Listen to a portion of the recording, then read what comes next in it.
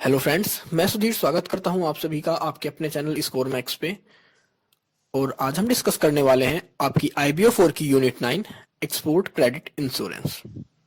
तो इस चैप्टर के अंदर आपकी बात करी गई है कि एक्सपोर्ट क्रेडिट इंश्योरेंस के बारे में, कि जब आप एक्सपोर्ट के लिए कोई क्रेडिट देते हैं या क्रेडिट लेते हैं तो उसको आप सिक्योर करवाते हैं, इंश्योरेंस लेते हैं, जिसके थ्रू आप उसके जो क्रेडिट रिस्क होता है उसको आप कम कर सकें। तो क्रेडिट रिस्क क्या होता है वो देखते हैं कि risk are inherent in all business transactions and they are more high and regular in the case of exports and credit is always a big risk and need to be secured by a proper guarantee by the third party. तो risk क्या होता है कि आप अगर कोई भी trade कर रहे हैं, इंटरनेशनल लेवल पे एक्सपोर्ट कर रहे हैं चाहे इंपोर्ट कर रहे हैं, तो वहां पर आपकी जो पेमेंट का रिस्क होता है वो बहुत ज्यादा होता है। क्योंकि जब आप डोमेस्टिक मार्केट की बात करते हैं, डोमेस्टिक सेल परचेज की बात करते हैं, तो वहां पर आपको आपके गुड्स की, आपके सर्विसेज की वैल्यू एट अ टाइम मिल जाती है जब आप उसकी डिलीवरी करते हैं, उसको सेल करते हैं।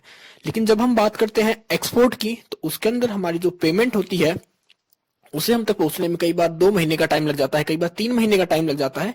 कई बार जो हमारी पेमेंट होती है वो कह सकते हैं कि आ भी नहीं पाती। तो उस रिस्क को कवर करने के लिए हमें किसी ऐसे ऑर्गेनाइजेशन की नीड होती है जो कि हमारे उस क्रेडिट रिस्क को कवर कर सके। तो अभी क्रेडिट रिस्क किस किस तरह कवर होता है और कौन कौन से ऑर्गेनाइजेशन है जो इन क्रेडिट रिस्क को कवर करते हैं, तो वो देखते हैं। The world over there are more than 40 organizations who provide cover for credit risk to ensure growing fast trade and maintain a healthy trade balance and balance of payment। तो overall world में 40 organisations हैं जो आपके credit risk को secure करते हैं, उसका insurance provide करते हैं, जिससे कि आप एक हेल्थी इन्वायरमेंट में ट्रेड कर सकें, अपने बैलेंस ऑफ पेमेंट को मेंटेन कर सकें, बैलेंस ऑफ ट्रेड है उसको मेंटेन कर सकें। They all are the members of a union international of credit and investment insurance also known as Berne union. तो ये सारे जितने भी ऑर्गेनाइजेशंस हैं जो आपको क्रेडिट इंश्योरेंस प्रोवाइड करते हैं, ये बर्न यूनियन के मेंबर्स हैं। In most countries, these organizations are government controlled, through a few of them are private owned। तो मैक्सिमम जितनी भी ऑर्गेनाइजेशंस हैं जो आपको क्रेडिट रिस्क प्रोवाइड करती हैं, ये मैक्सिमम तो गवर्नमेंट के अंडर हैं, गवर्नमेंट के अंडर रहकर ये काम करती हैं अपने। लेकिन इनमें से कुछ ऐसी भी हैं जो कि प्राइवेटली काम करती हैं या प्राइवेट एंटरप्रेन्योर्स की है, प्राइवेट पर्सनस की हैं। इन इंडिया की अगर हम बात करें, इंडिया के अंदर की बात करें, तो यहाँ पर export credit guarantee corporation of India काम करती है आपके क्रेडिट रिस्क को इंश्योर करने के लिए। और दूसरा है आपका BCS new assurance company under the business credit shield. तो इस चैप्टर में, इस यूनिट में या हमारे सिलेबस में जो है, हम सिर्फ इंडिया के पर्सपेक्टिव से बात करेंगे। तो हम सिर्फ ईसीजीसी के बारे में आगे डिस्कस करेंगे कि ये किस तरह काम करती है, ये किन किन रिस्क को कवर करती है। Types of cover issued by ECGC, मतलब इसमें हम देखेंगे कि किस तरह के जो रिस्क होते हैं वो कवर करती है हमारी ECGC scheme. Types of cover issued by ECGC. तो सबसे पहले होती है हमारी स्टैंडर्ड पॉलिसी।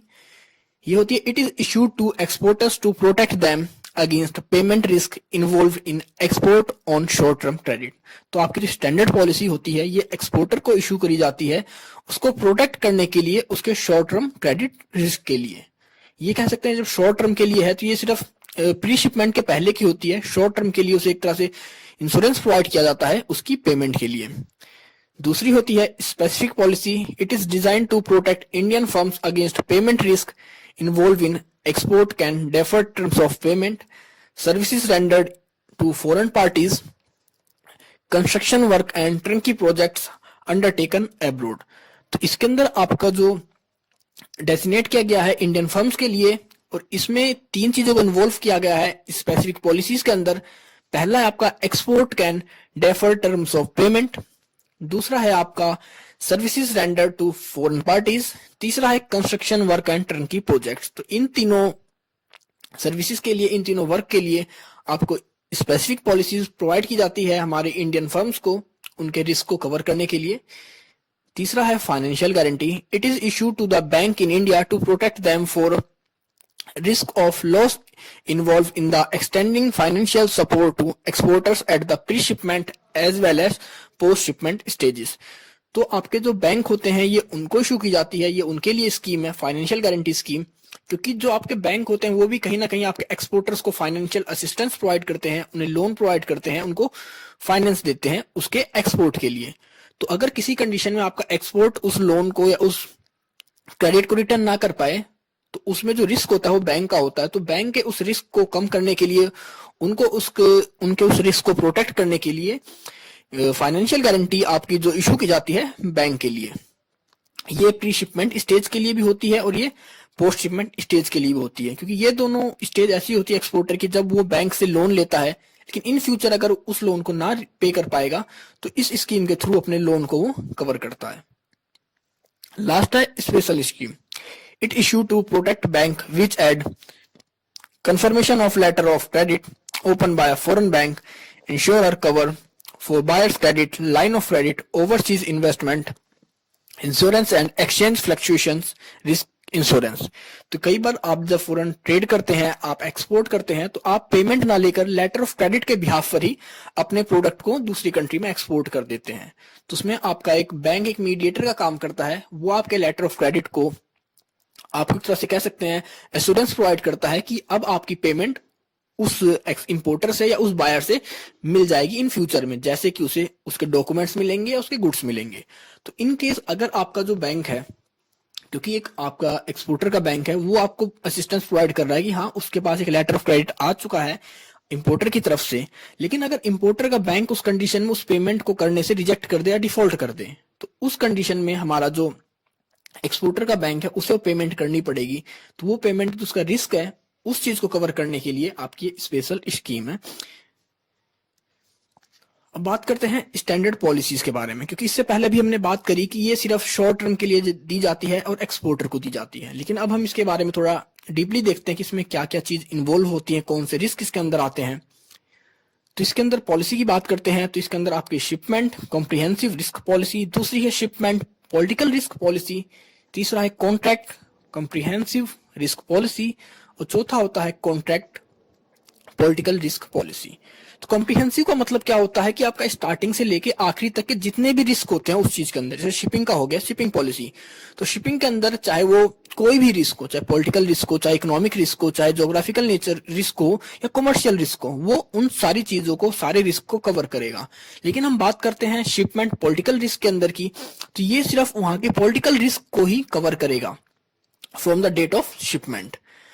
अब जैसे कॉन्ट्रैक्ट के अंदर बात है कॉन्ट्रैक्ट कॉम्प्रिहेंसिव रिस्क पॉलिसी, तो इसके अंदर कॉन्ट्रैक्ट के अंदर की ये आपका जो पॉलिसी होगी ये सारे रिस्क को आपके कवर करेगी, चाहे वो कमर्शियल हो चाहे पॉलिटिकल हो, आपके डेट ऑफ शिपमेंट से, डेट ऑफ कॉन्ट्रैक्ट से लेकर, मतलब जिस दिन आपका कॉन्ट्रैक्ट हुआ उसके बाद के आपके जितने भी रिस्क होंगे वो सारे इसके अंदर इंक्लूड होंगे, उन सभी को ये कवर करेगी पॉलिसी। और जो आपका कॉन्ट्रैक्ट पॉलिटिकल रिस्क होता है ये सिर्फ उनके पॉलिटिकल रिस्क को कवर करती है। तो risk cover under standard policies, तो इसके अंदर दो तरह के रिस्क होते हैं, एक होता है कमर्शियल रिस्क, दूसरा होता है पॉलिटिकल रिस्क। तो कमर्शियल रिस्क क्या होता है कि आपने कोई प्रोडक्ट इंपोर्टर को सेंड करा और हो सकता है आपका जो इंपोर्टर है, आपका जो बायर है, वो कह सकते हैं इंसॉल्वेंसी हो जाए, दिवालिया हो जाए, तो उस कंडीशन में आपको वो पेमेंट कहां से मिलेगी। तो उस कंडीशन में आपकी जो पेमेंट होती है ये पॉलिसीज उसके रिस्क को कवर करती है। दूसरा होता है बायर्स प्रोटेक्टेड डिफॉल्ट टू पे गुड्स एक्सेप्टेड बाय हिम। अब आपका जो बायर था, आपका जो इंपोर्टर था, उसने आपके गुड्स को एक्सेप्ट तो कर लिया है, लेकिन अब उसकी वो पेमेंट को डिफॉल्ट कर दिया, उसकी पेमेंट को ना करे, तो उस कंडीशंस में उस रिस्क को आपके कवर करता है ये कमर्शियल रिस्क। और तीसरा होता है कि नॉन एक्सेप्टेंस ऑफ बायर।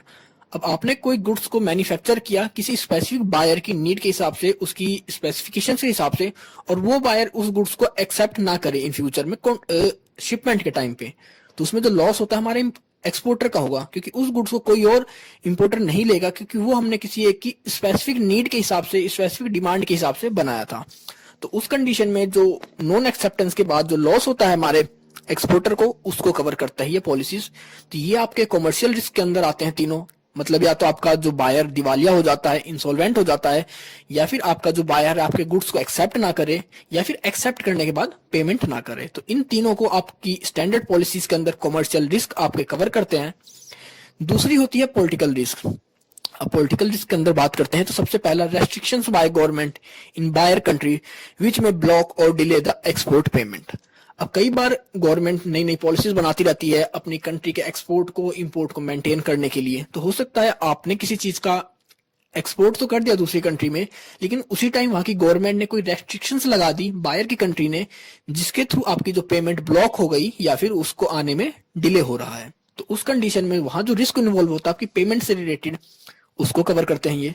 दूसरा है न्यू इंपोर्ट लाइसेंस रेस्ट्रिक्शंस और cancellation of import valid import licence. अब कई बार आपकी जो इंपोर्ट लाइसेंस होते हैं, क्योंकि जब भी आप इंपोर्ट करते हैं या एक्सपोर्ट करते हैं तो हो सकता है किसी दूसरी कंट्री की गवर्नमेंट ने किसी आपके इंपोर्टर का लाइसेंस कैंसिल कर दिया हो या रेस्ट्रिक्शंस लगा दी हो।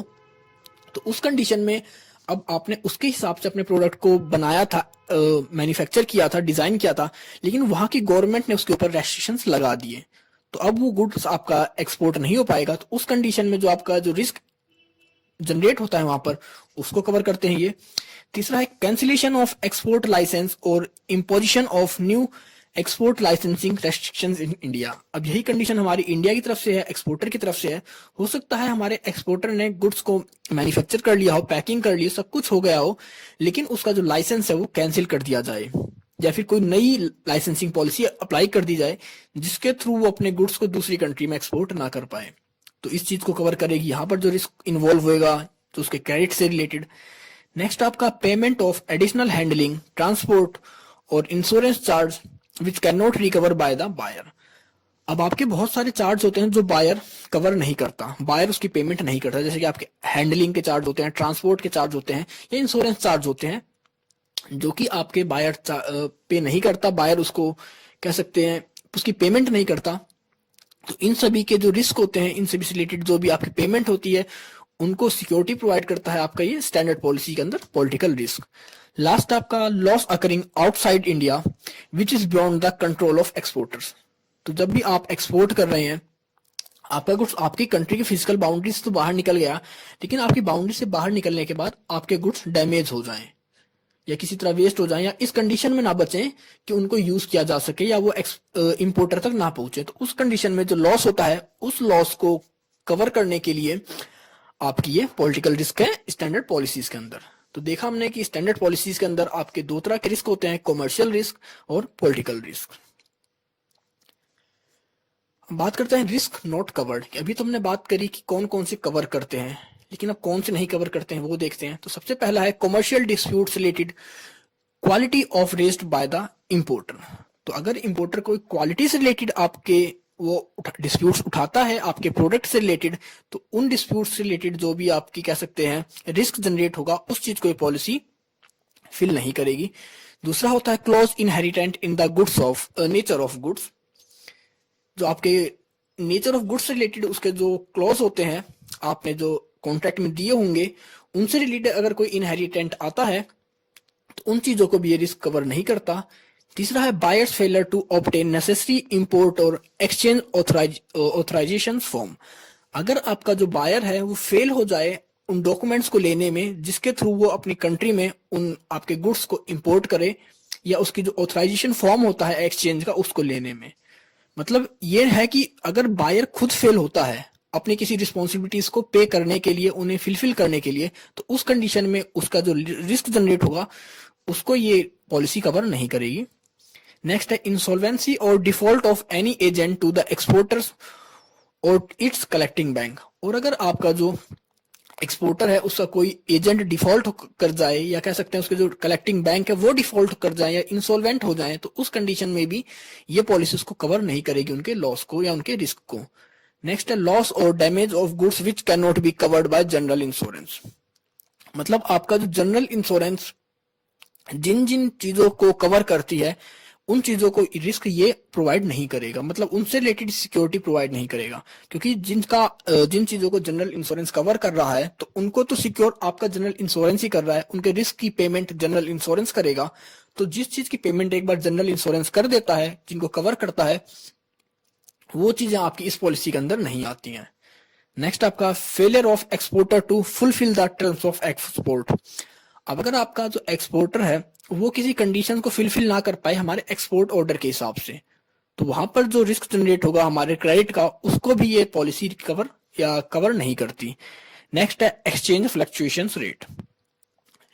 तो आपकी जो करेंसी का रेट होता है वो अप डाउन होता रहता है, कभी आपकी करेंसी हायर रेट पे जाती है, कभी लोअर रेट पे जाती है। तो इससे रिलेटेड जो भी आपका फ्लक्चुएशंस होता है उन चीज को भी कवर नहीं करता।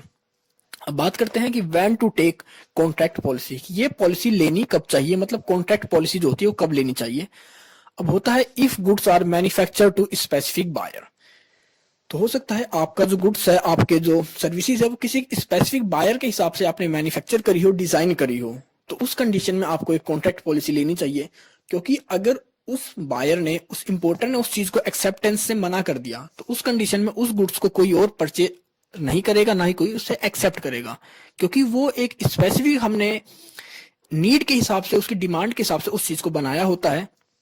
तो उस कंडीशन में हमें कॉन्ट्रैक्ट पॉलिसी लेनी चाहिए जिसके थ्रू हम अपने टोटल क्रेडिट रिस्क को कवर कर सके। और दूसरा है the risk of loss due to government ban on export of goods after the date of contract. तो हो सकता है आपकी गवर्नमेंट एक्सपोर्ट पर बैन लगा दे आपके डेट ऑफ कॉन्ट्रैक्ट के बाद, मतलब आपका कॉन्ट्रैक्ट हुआ, आपने गुड्स को मैन्युफैक्चर किया, पैकिंग करी, लेकिन उसी टाइम आपकी जो गवर्नमेंट है आपके एक्सपोर्ट पर बैन लगा दे। तो वहां पर जो आपको रिस्क होगा, आपकी जो पेमेंट का रिस्क होगा, उस चीज को कौन कवर करेगा, तो उस चीज को कवर करने के लिए आपको कॉन्ट्रैक्ट पॉलिसी लेनी चाहिए। अब बात करते हैं कंसाइनमेंट कॉन्ट्रैक्ट। तो कंसाइनमेंट कॉन्ट्रैक्ट क्या होता है। तो consignment basis contract are comes under shipment policy by a suitable endorsement theorem.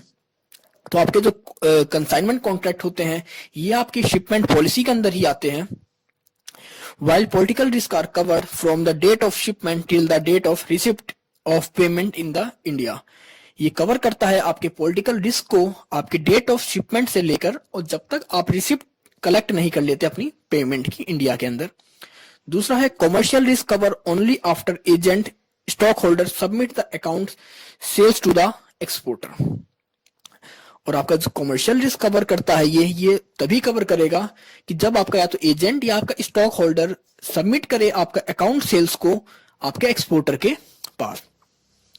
तीसरा है इसके अंदर the risk of the agent stock holder not returning the unsold goods is not cover under policy. और अगर आपका कोई एजेंट है, आपका स्टॉक होल्डर है, वो आपके किसी गुड्स को रिटर्न कर देता है या नहीं बिकती है, तो उस कंडीशन में जो आपका रिस्क होगा क्रेडिट का, उस चीज को ये कवर नहीं करते। तो ये होता है कंसाइनमेंट कॉन्ट्रैक्ट, जिसके अंदर कि आप अपने गुड्स को एक कॉन्ट्रैक्ट के बिहाफ पर दूसरी कंट्री में सेल करते हैं और वहां पर वो उसके हिसाब से ही उन चीजों को, जैसे जैसे वो चीजें बिकती रहती हैं, आपको उसकी पेमेंट मिलती रहती है। तो ये होता है आपका कंसाइनमेंट बेस। बात करते हैं स्पेसिफिक पॉलिसीज। तो स्पेसिफिक पॉलिसीज के बारे में बात करते हैं। Contract for export of capital goods और project construction work and for rendering services abroad in insured by ECGC on a case to case basis under specific policies। तो ये हो दी जाती है आपको कैपिटल गुड्स के एक्सपोर्ट पर, या आप कोई दूसरी कंट्री में प्रोजेक्ट कर रहे हैं या कोई कंस्ट्रक्शन वर्क कर रहे हैं दूसरी कंट्री में, या कोई सर्विस प्रोवाइड कर रहे हैं अब्रोड में, तो वहां पर आपकी जो क्रेडिट रिस्क होता है उसको सिक्योर करने के लिए दिया जाता है। ये special mention may be made of the services policy to protect Indian firms against payment for their services. तो इसके अंदर मेंशन किया गया स्पेशली कि ये दी जाती सर्विस कि हमारे इंडियन फर्म्स को प्रोटेक्ट करने के लिए कि वो जो सर्विस दूसरी कंट्रीज में प्रोवाइड कर रही हैं उन्हें उनकी पेमेंट मिल जाए सिक्योरली। अगर उनकी पेमेंट नहीं मिलती है तो ये पॉलिसीज उन पेमेंट्स को कवर करती है। Specific policy for supply contract. अब आपकी जो सप्लाई कॉन्ट्रैक्ट कुछ स्पेसिफिक पॉलिसीज हैं उनके बारे में बात कर लेते हैं, सप्लाई कॉन्ट्रैक्ट्स के बारे में। तो सबसे पहला होता है स्पेसिफिक शिपमेंट। ये कॉम्प्रिहेंसिव रिस्क है। तो हमने अभी से पहले बात करी थी कि अगर हम कॉम्प्रिहेंसिव का यूज करते हैं तो वहां पर हमारी शिपमेंट से रिलेटेड टोटल रिस्क हो जाता है, चाहे वो कमर्शियल रिस्क हो चाहे पॉलिटिकल रिस्क हो। तो ये कवर करता है आपके कमर्शियल रिस्क को भी और पॉलिटिकल रिस्क को भी आपकी पोस्ट शिपमेंट स्टेज पर। मतलब आपने अपने गुड्स को एक्सपोर्ट कर दिया दूसरी कंट्री में, आपकी शिपमेंट हो चुकी है, और उसके बाद जो रिस्क इन्वॉल्व होता है वो चाहे कमर्शियल हो चाहे पॉलिटिकल हो, ये उसको रिकवर करेगी, उसको कवर कह सकते हैं एश्योर करेगी उसकी क्रेडिट फैसिलिटी को या क्रेडिट रिस्क को। दूसरा है स्पेसिफिक शिपमेंट पॉलिटिकल रिस्क। ये सिर्फ आपके या पॉलिटिकल रिस्क को कवर करेगी आपकी एट अ टाइम ऑफ कह सकते हैं शिपमेंट के।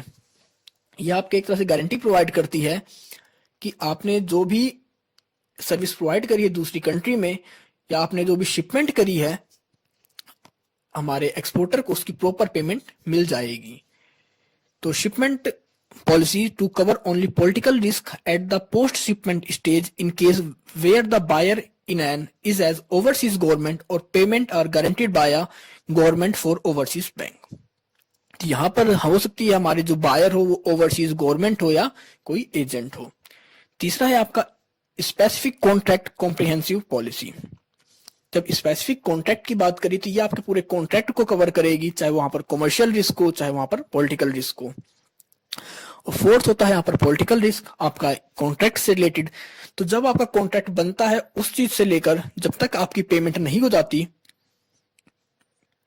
उस चीज के बीच में आपके जितने भी रिस्क होते हैं, मतलब पॉलिटिकल रिस्क जो भी इन्वॉल्व होते हैं वहां पर, उन सभी को आपको कवर करती है। क्योंकि पॉलिटिकल रिस्क और ये कॉम्प्रिहेंसिव रिस्क इससे पहले हम कर चुके हैं, तो यहाँ पर मैं इतना डीपली नहीं बता रहा हूं।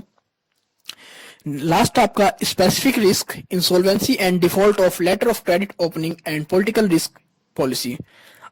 आपके जो स्पेसिफिक शिपमेंट में होता है कि इसमें होता है कि अगर आपका letter of credit opening bank default कर जाए, यहाँ पर कोई पॉलिटिकल रिस्क इन्वॉल्व हो जाए, या आपका जो बायर है वो इंसॉल्वेंट हो जाए, तो उन सभी रिस्क को ये पॉलिसी कवर करती है। तो आपने देखा कि स्पेसिफिक पॉलिसी आपके जो कॉन्ट्रैक्ट की होती है, सप्लाई फॉर कॉन्ट्रैक्ट, ये आपके कॉम्प्रिहेंसिव रिस्क और पॉलिटिकल रिस्क को कवर करती है। Insurance cover for buyers credit and link for credit. अब इसके अंदर होता क्या है कि आपका बात की जाती है insurance cover for buyers credit and links for credit. तो अब इसके अंदर हम देखेंगे कि किस तरह हमने जो पॉलिसीज बनाई है किस तरह हम कवर कर रहे हैं अपने रिस्क को। तो इसके अंदर सबसे पहले जो बायर क्रेडिट होता क्या है कि बायर क्रेडिट मतलब जो हमारे प्रोडक्ट को परचेज करने वाला है उसको कोई ऑर्गेनाइजेशंस की हेल्प से या उसकी कंट्री के फाइनेंशियल इंस्टीट्यूशंस उसको लोन प्रोवाइड करते हैं कि वो अपनी कंट्री के उसने जो एक्सपोर्ट किया है उस स्पेसिफिक एक्सपोर्ट से रिलेटेड अपनी पेमेंट को कर सके। तो इस कंडीशन में जो लोन दिया जाता है इंस्टीट्यूशंस के थ्रू उस बायर को या उस इंपोर्टर को, उसको इंश्योरेंस प्रोवाइड किया जाता है कि वो उसने जो लोन प्रोवाइड किया है उस बायर को उस पेमेंट के लिए, अगर इन केस वो बायर उस लोन को रीपे ना करे तो उस कंडीशन में उसकी जो अमाउंट है उसकी जो वैल्यू है उसको इजिली कवर किया जा सके। बात करते हैं सर्विसेज पॉलिसी। सर्विसेज पॉलिसी के अंदर स्पेसिफिक पॉलिसी कॉन्ट्रैक्ट, क्योंकि अब इसके अंदर सिर्फ पॉलिसी को हम कवर करेंगे, मतलब सर्विसेज को कवर करेंगे जो कि दूसरी कंट्रीज में इंपोर्ट करी जाती हैं हमारे एक्सपोर्टर्स के थ्रू। तो ये भी आपके उन्हीं 4 तरह के रिस्क को कवर करेगी। एक होगा आपका कॉन्ट्रैक्ट कॉम्प्रिहेंसिव रिस्क जो कि आपके कॉमर्शियल और पॉलिटिकल रिस्क दोनों को कवर करेगी। फिर आती है आपकी specific service contract political risk, ये सिर्फ आपके पॉलिटिकल रिस्क को कवर करेगी। टोटल की कॉन्ट्रैक्ट के आपका डेट ऑफ कॉन्ट्रैक्ट से लेकर जब तक आपकी डिलीवरी नहीं हो जाती पेमेंट की तब तक के रिस्क को ये कवर करते हैं कॉन्ट्रैक्ट के अंदर, पॉलिसी कॉन्ट्रैक्ट के अंदर। और जब बात करते हैं हम सर्विसेज की, तो सर्विसेज के अंदर आपकी एक कॉम्प्रिहेंसिव पॉलिसी के अंदर सर्विसेज आपकी सिर्फ आपके कह सकते हैं कि आपके कॉमर्शियल और पॉलिटिकल दोनों तरह के रिस्क को कवर करेंगे, लेकिन ये सिर्फ सर्विसेज से रिलेटेड होता है। क्योंकि जब हम कॉन्ट्रैक्ट की बात करते हैं तो कॉन्ट्रैक्ट बनने से लेकर आखिरी तक की चीजों को कवर करते हैं, लेकिन जब हम बात करते हैं सिर्फ सर्विसेज के बारे में तो वो सिर्फ उस सर्विस की डिलीवरी उसकी पेमेंट के बारे में बात करता है। ये नहीं कि अगर वो ब्रीच हो गया कॉन्ट्रैक्ट तो उस कंडीशन में क्या होगा, किसी कंट्री ने रेस्ट्रिक्शंस लगा दी उसके ऊपर तो उस कंडीशन में क्या होगा, इन चीजों को कवर नहीं करते। लास्ट है होल टर्नओवर सर्विसेज, इसके अंदर ये सिर्फ पॉलिटिकल रिस्क को कवर करते हैं। कंस्ट्रक्शन वर्क पॉलिसी, तो कंस्ट्रक्शन वर्क पॉलिसी के बारे में देख लेते हैं। In this policy protect the constructor from 85 of the losses that may be sustained by him due to various risk. तो आपके जितने भी कंस्ट्रक्शन वर्क होते हैं ये उन वर्क्स के लिए पॉलिसी है और ये आपके 85% तक के लॉसेस को कवर करती है। अगर कोई फर्म चाहे वो कॉमर्शियल रिस्क की वजह से उसे लॉस हुआ हो चाहे पॉलिटिकल रिस्क की वजह से उसे लॉस हुआ हो, तो अगर इनमें से किसी वजह से कोई ऑर्गेनाइजेशन को लॉस होता है, किसी फर्म को लॉस होता है, तो ये पॉलिसी उसके 85% लॉस तक को कवर कर देती है। हम बात करते हैं basic principles of ECGC operation. तो ईसीजीसी जो काम करती है, इसके बेसिक प्रिंसिपल्स क्या हैं? तो इसके दो प्रिंसिपल पे काम करती है ये। एक होता है स्प्रेड ऑफ रिस्क, दूसरा होता है एक्सपोर्टर इज अ को इंश्योरर। तो स्प्रेड ऑफ रिस्क होता है कि आपका इसमें कहते हैं, जरूरी होता है कि इसमें जो आपका एक्सपोर्टर होता है वो अपनी ओवरऑल शिपमेंट जो 2 साल में करेगा उन सभी से रिलेटेड वो इंश्योरेंस ले ले। कह सकते हैं कि इसमें हम पहले ही उसे इंश्योरेंस लेनी होती है अपनी नेक्स्ट 2 इयर्स की, जितने भी एक्सपोर्ट्स होते हैं रिलेटेड, या जितनी भी शिपमेंट करेगा वो नेक्स्ट 2 इयर्स के अंदर। इसमें हमारा एक्सपोर्टर उन चीजों को इग्नोर कर सकता है जो कि अलाइड नेचर की नहीं है, मतलब कुछ ऐसे प्रोडक्ट को भी एक्सपोर्ट करता है जो डिस्ट्रॉय नहीं हो सकते, या कह सकते हैं जो पेरिशेबल नहीं है। तो उन चीजों को छोड़कर उसे 2 साल के अंदर की सारी अपनी शिपमेंट का इसके अंदर इंश्योरेंस लेना होता है, जिसके अंदर कि उनके रिस्क को कवर कर सके। और they also cover political risk, और ये आपके पॉलिटिकल रिस्क को भी कवर करते हैं। अब दूसरा जो इनका बेसिक प्रिंसिपल है वो है एन एक्सपोर्टर इज अ को इंश्योरर। तो इसके अंदर आपका जो ईसीजीसी है वो 90% रिस्क को अकर करती है सिर्फ पॉलिटिकल रिस्क के, मतलब ऊपर वाली स्प्रेड ऑफ रिस्क था वो कमर्शियल को भी कवर करती है और पॉलिटिकल को भी कवर करती है। लेकिन आपकी जो एन एक्सपोर्टर इज ए को इंश्योरर की बात करें, इस प्रिंसिपल के अंदर ये 90% रिस्क को अकर करती है अगर कोई पॉलिटिकल रिस्क की वजह से वो होते हैं। In the event of loss due to repudiation of contractual obligations by the buyer, ECGC indemnifies the exporter up to 90% of loss. ECGC take action importer with the help of competent court of law of importer's country. तो इसके अंदर क्या होता है कि अगर आपका जो बायर है वो किसी तरह के कॉन्ट्रैक्ट को ब्रीच करता है तो हमारी जो ECGC है वो उसके अगेंस्ट एक्शन ले सकती है, वहां की कोर्ट में उसके अगेंस्ट केस फाइल कर या उनकी कोर्ट के या उनके लॉज को कॉम्पिटेंट करके जो कि इंपोर्टर्स की कंट्री के हैं। क्योंकि अगर आप किसी की इंपोर्टर के अगेंस्ट एक्शन लेना चाहते हैं तो जब तक उस कंट्री का कोर्ट आपको परमिशन नहीं देगा, वहां के लॉज आपको परमिशन नहीं देंगे, तब तक आप नहीं ले सकते। तो इसके अंदर आपका जो ईसीजीसी होता है 90% रिस्क कवर कर देता है आपके पॉलिटिकल रिस्क को। अब बात करते हैं procedures for taking a policy, इस पॉलिसी को लेने का तरीका क्या होता है।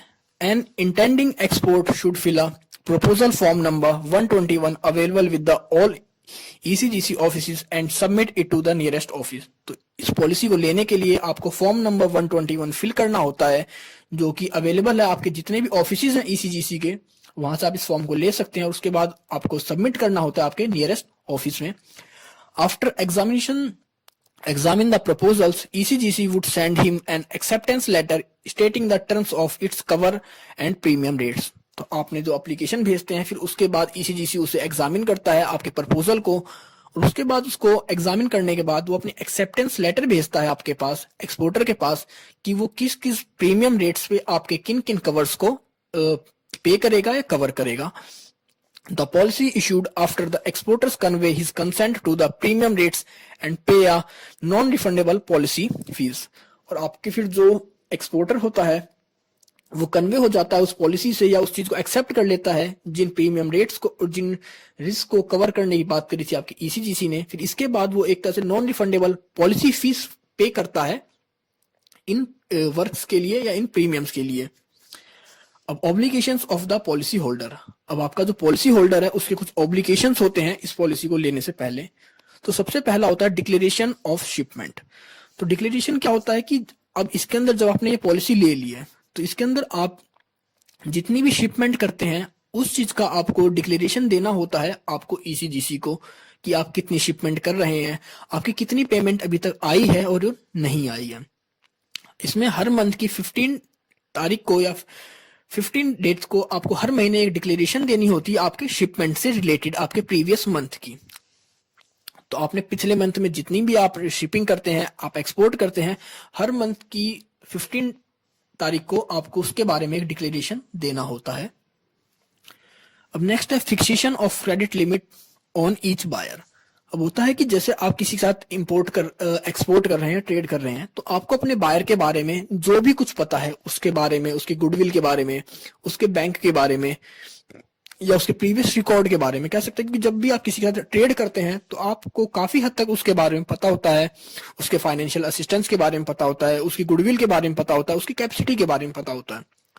तो इन सभी चीजों के बारे में आपको बैंक को या कह सकते हैं ईसीजीसी को इंफॉर्मेशन प्रोवाइड करनी होती है कि जिसके थ्रू वो हर बायर की एक क्रेडिट लिमिट को फिक्स कर सके। क्योंकि अगर किसी आपका इंपोर्टर है कोई, आपका उसकी गुडविल बहुत अच्छी है, उसने आज तक अपने सारे कह सकते हैं ट्रांजेक्शन को कंप्लीट किया है, सारी पेमेंट्स को फुलफिल करा है, तो उसकी जो क्रेडिट लिमिट होगी ज्यादा होगी। लेकिन अगर कोई ऐसा आपका बायर है जो डिफॉल्ट कर चुका है इससे पहले भी, जिसकी गुडविल अच्छी नहीं है, जो कैपेबल नहीं है कि आपके आपके टोटल एक्सपोर्ट ऑर्डर को ले सके, तो उसकी जो आपकी क्रेडिट लिमिट होगी वो कम होगी। और लास्ट होता है रिपोर्टिंग डिफॉल्ट्स। तो अगर कोई कंडीशन में आपको नॉन पेमेंट हो जाए आपके किसी भी बिल की, या आपकी जो एक्सपोर्ट किया था आपने उस चीज का आपको पेमेंट ना मिले, तो इसके लिए आपको एक फॉर्म सबमिट करना होता है ईसीजीसी के अंदर। फॉर्म नंबर 205 होता है, इन अ प्रेस्क्राइब्ड फॉर्म। तो जब तक आप इस फॉर्म को फिल नहीं करेंगे, उन्हें आप कह सकते हैं आपको उन्हें डिक्लेयर करना होता है, उन्हें रिपोर्टिंग देनी होती है कि आपने कोई एक्सपोर्ट करा था, उसकी पेमेंट आपको नहीं मिल पाई है। तो उस चीज से रिलेटेड है ये obligation of the policy holder. अब procedures for making a claim, कि अब आप क्लेम किस तरह करोगे। क्योंकि हमने तो पॉलिसी के बारे में बात करी, पॉलिसी ली किस तरह जाती है, क्लेम के बारे में बात करते हैं कि पॉलिसी के बाद अगर कोई रिस्क इन्वॉल्व हो जाता है, रिस्क अकर हो जाता है, तो उस रिस्क को किस तरह कवर किया जाएगा। A claim will arise when any of the risk incurred under the policy materialises. ये क्लेम आपके उन सभी रिस्क को कवर करेगा जो कि आपके पॉलिसी के अंदर बताए गए थे, या कह सकते हैं शो किए गए थे, मेंशन किए गए थे।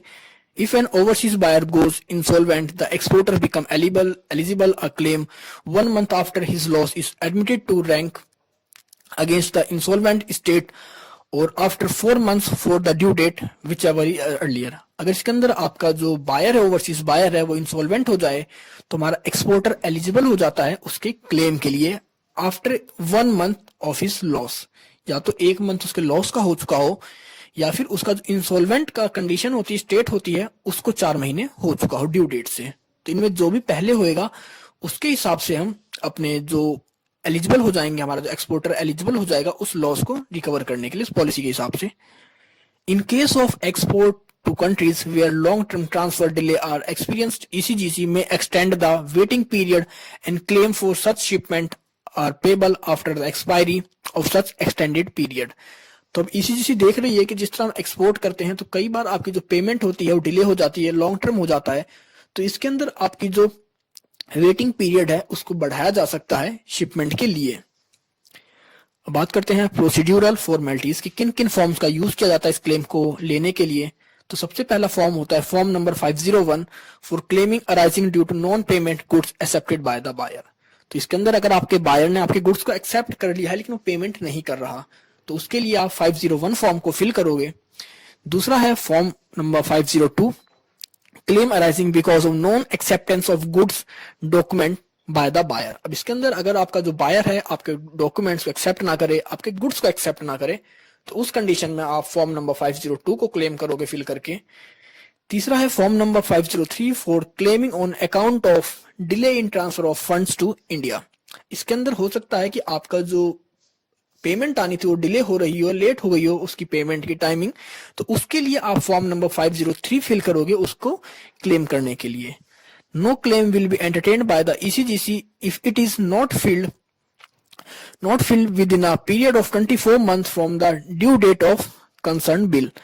अगर आपका जो कंसर्न बिल की जो ड्यू डेट होती है, अगर उसको 24 मंथ्स हो चुके हैं, तो उसके बाद ईसीजीसी आपकी किसी भी पेमेंट के लिए, आपके किसी भी कह सकते हैं रिस्क के लिए एलिजिबल या उसको कवर नहीं करेगी। अगर आपको उसकी रिस्क को कवर करना है तो आपको उसके जो फाइल करने होते हैं, फॉर्म फिल करने होते हैं, वो विद इन 24 मंथ्स के अंदर आपको उन चीजों को सबमिट करना होता है कंसर्न बिल की ड्यू डेट से टाइम के बाद। और इसमें कौन कौन से डॉक्यूमेंट लगते हैं? Documents in support for claims. तो इन जब आप क्लेम्स को करेंगे तो कुछ डॉक्यूमेंट्स की नीड होती है। तो सबसे पहला होता है certified copy of the exporters copy, कि आप जिन गुड्स को सेंड कराया आपने उस चीज की copy. Certified copies of invoices, आपकी कितनी पेमेंट हुई है, किस क्वांटिटी में आपने सामान को भेजा, क्या क्वालिटी थी। Copies of the correspondence of the buyer, और आपके जो बायर्स की कॉरस्पॉन्डेंस कॉपीज थी कि उसने किसी चीज को एक्सेप्ट किया है, कितनी पेमेंट पर, उन चीजों से रिलेटेड। या बिल ऑफ लेडिंग, कि जब आपने शिपमेंट करी तो मतलब एक तरह से प्रूफ हो गया कि हाँ आपने अपने गुड्स को शिपमेंट कर दिया है, एक्सपोर्ट कर दिया है दूसरी कंट्री में। In case of insolvency of buyer, copy of the letter form of official receiver, अगर इन केस आपका जो बायर इंसॉल्वेंट हो जाए तो उस कंडीशन में copy of letter from the official receiver, मतलब जिसने आपके गुड्स को रिसीव किया था उसकी official copy. In case of protected default, protest note, original of unpaid bill, advice of non payment received from the bank. In case of protected default मतलब आपका जो बायर है उस चीज की पेमेंट ना कर रहा हो तो उससे रिलेटेड कह सकते हैं प्रोटेस्ट नोट होता है का आपका, या फिर आपका जो अनपेड बिल है उसकी ओरिजिनल कॉपी या ओरिजिनल अनपेड बिल को आपको सबमिट करना होता है। Advice of non payment received from the bank. अब बात करते हैं इन केस ऑफ ट्रांसफर डिले, जब आपकी ट्रांसफर डिले हो जाए, आपके टाइम लिमिट जो होती है बढ़ जाए पेमेंट की, तो certified copy of payment advice received from the collecting bank indicating the date of on which payment was made by the buyer in local currency. इसके अंदर होता है कि जो लोकल बायर था, हमारा जो इंपोर्टर था, उसने पेमेंट कर दी लेकिन आपके पास नहीं पहुंची है आपकी कंट्री में, आपकी करेंसी में, तो उसके लिए उसकी जो कॉपी होती है पेमेंट की वो आपको सबमिट करनी होती है। स्मॉल एक्सपोर्टर्स पॉलिसी, तो ये तो थी अभी तक हमने जितनी बात करी वो आपके मीडियम या लार्ज एक्सपोर्टर्स के लिए थी। अब स्मॉल एक्सपोर्टर्स पॉलिसी के बारे में बात करते हैं। The small exporters policy is basically the standard policy. ये क्लास स्टैंडर्ड पॉलिसी है। It incorporate certain improvement in terms of cover in order to encourage small exporters to obtain and operate the policy। तो ये कह सकते हैं कुछ ना कुछ इंप्रूवमेंट के साथ जो आपकी स्टैंडर्ड पॉलिसी थी उसमें कुछ इंप्रूवमेंट के साथ और जो रिस्क को कवर करते थे उस चीज को इंप्रूव कर कर बनाया गया है स्मॉल एक्सपोर्टर्स के लिए, जिसके थ्रू वो स्मॉल कह सकते हैं एक्सपोर्टर्स को एनकरेज करें ट्रेड के लिए। तो सबसे पहला फीचर है इस पॉलिसी का, the policy is cover policy is issued to the exporter whose anticipated export turnover for the next 12 months is less than 50 lakhs। मतलब जो एक्सपोर्टर 50 lakhs के से कम का कह सकते हैं टर्नओवर होता है, जो एक्सपोर्ट करते हैं, ये पॉलिसी उनके लिए है। The policy is issued for a policy of a period of 12 month. ये पॉलिसी 12 मंथ के लिए आपकी इशू करी जाती है। Shipment need to be declared only twice. इसमें आपकी जो शिपमेंट होती है, क्योंकि इससे पहले हमारी जो पॉलिसी थी ईसीजीसी पॉलिसी, उसके अंदर आपको हर मंथ की 15 तारीख को आपकी शिपमेंट को डिक्लेयर करना हुआ करता था प्रीवियस मंथ की, लेकिन इसके अंदर आपको सिर्फ साल में 2 बार डिक्लेरेशन देनी होती है आपकी शिपमेंट से रिलेटेड। तो पहली डिक्लेरेशन देंगे आप अपनी 6th मंथ के बाद 7th मंथ में, और उसके बाद अपनी दूसरी डिक्लेरेशन देंगे आप 13 मंथ में, मतलब नेक्स्ट ईयर के जनवरी में। इसमें सिर्फ आपको साल में 2 बार डिक्लेरेशन देनी होती है। The exporters are required to submit monthly declaration of all payments remaining undue by more than 60 days from the due date। इसके अंदर अब आपका जो 4th पॉइंट है, एक्सपोर्टर को सबमिशन करनी पड़ती है डिक्लेरेशन कि जो पेमेंट उसे नहीं मिली है अभी तक, मतलब जो पेमेंट्स ओवर ड्यू है 60 डेज से, उन चीजों के बारे में आपसे सबमिशन देना होता है, डिक्लेरेशन देना होता है। नेक्स्ट है ECGC pay 90%, 95% where loss is commercial risk and 100% in political risk. तो इसके अंदर आपका अगर कोई कॉमर्शियल रिस्क आता है तो उस चीज को 95 कवर करती है, 95% पे करती है ईसीजीसी, और अगर वो जो रिस्क इवॉल्व हुआ है वो पॉलिटिकल रिस्क की वजह से हुआ है तो उसके लिए 100% पे करती है। इसका जो वेटिंग पीरियड होता है क्लेम का वो 2 मंथ्स का होता है। In order to deal with the buyer, exporter have been permitted without prior approval of ECGC to change terms of payment or extension in credit period। अब इससे पॉलिसी के अंदर था कि अगर आप कोई भी क्रेडिट पीरियड को बढ़ाते हैं तो आपको ईसीजीसी को इन्फॉर्म करना होगा, लेकिन जो आपकी स्मॉल एक्सपोर्टर्स पॉलिसी है इसके अंदर आपका एक्सपोर्टर्स अपनी मोड ऑफ पेमेंट को या टर्म्स ऑफ पेमेंट को चेंज कर सकता है, अपनी क्रेडिट पीरियड को बढ़ा सकता है without any approval of ECGC. तो आपका 8th पॉइंट है कि अब आपका अगर कोई इंपोर्टर है, आपका जो बायर है, आपके गुड्स को एक्सेप्ट ना करे, अनएक्सेप्टेंस हो जाए आपके गुड्स की, तो उस कंडीशन में एक्सपोर्टर उस गुड्स को विदाउट अप्रूवल ऑफ ईसीजीसी किसी दूसरे बायर को, दूसरे इंपोर्टर को सेल कर सकता है, एक्सपोर्ट कर सकता है। लास्ट पॉइंट है ECGC may consider payment of reasonable claim where loss is due to loss or damage due to certain risk not normally included in general insurance policy. तो ईसीजीसी उन्हीं रिस्क को कवर करता है जिनको कि आपकी जनरल इंश्योरेंस पॉलिसी या कह सकते हैं मरीन इंश्योरेंस पॉलिसी कवर ना करती हो, क्योंकि अगर आपकी जनरल इंश्योरेंस पॉलिसी या मैरीन इंश्योरेंस पॉलिसी उस चीज को कवर कर रही है तो फिर उस रिस्क की आपको डबल पेमेंट ये नहीं देगा। अगर किसी रिस्क को कवर नहीं करती आपकी जनरल इंश्योरेंस पॉलिसी, तो उन्हीं रिस्क को कवर करता आपका ECGC. Financial guarantee, financial guarantee के बारे में बात करते हैं। Exporters adequate financial support from banks to carry out their export contract. ECGC guarantee protect the bank from losses on account of their lending to exporters. तो financial guarantee क्या है कि ये बैंकों को दी जाती है कि अब आपके जो बैंक होते हैं वो एक्सपोर्टर्स को क्रेडिट फैसिलिटी प्रोवाइड करते हैं, उन्हें फाइनेंस प्रोवाइड करते हैं उनके एक्सपोर्ट से रिलेटेड। लेकिन अगर हमारे एक्सपोर्टर उस कंडीशन में डिफॉल्ट कर जाएं या वो इंसॉल्वेंट हो जाएं, तो उस कंडीशन में जो हमारा बैंक होता है वो अपने आप को सिक्योर करता है इस फाइनेंशियल गारंटी के थ्रू। ये नॉर्मली बैंक को दी जाती है, उसके जो लैंडिंग होते हैं, उसके क्रेडिट होते हैं, जो उसने फाइनेंस प्रोवाइड किया होता है एक्सपोर्टर को उस चीज के रिस्क से रिलेटेड। तो ये आपके 6 तरह के पर्पसेस को गारंटी देता है आपका जो ये फाइनेंशियल गारंटी है। पहला है पैकिंग क्रेडिट गारंटी, दूसरा है एक्सपोर्ट प्रोडक्शन फाइनेंस गारंटी, तीसरा है post shipment credit guarantee, fourth है एक्सपोर्ट फाइनेंस गारंटी, फिफ्थ आपका एक्सपोर्ट परफॉर्मेंस गारंटी और लास्ट आपका export finance overseas lending guarantee. तो इन सभी टर्म्स के लिए अगर आप कोई बैंक लोन देता है किसी एक्सपोर्टर को, तो उस लोन को कह सकते हैं एक तरह से क्रेडिट रिस्क जो होता है उसके ऊपर कि उसकी पेमेंट होगी नहीं होगी, एक्सपोर्टर उसको पे करेगा या नहीं करेगा। तो उन सभी लोन्स को, उन सभी क्रेडिट को कवर करता है हमारा फाइनेंशियल गारंटी। तो आई होप आपको सब कुछ समझ में आ गया होगा। ये आपका चैप्टर खत्म होता है।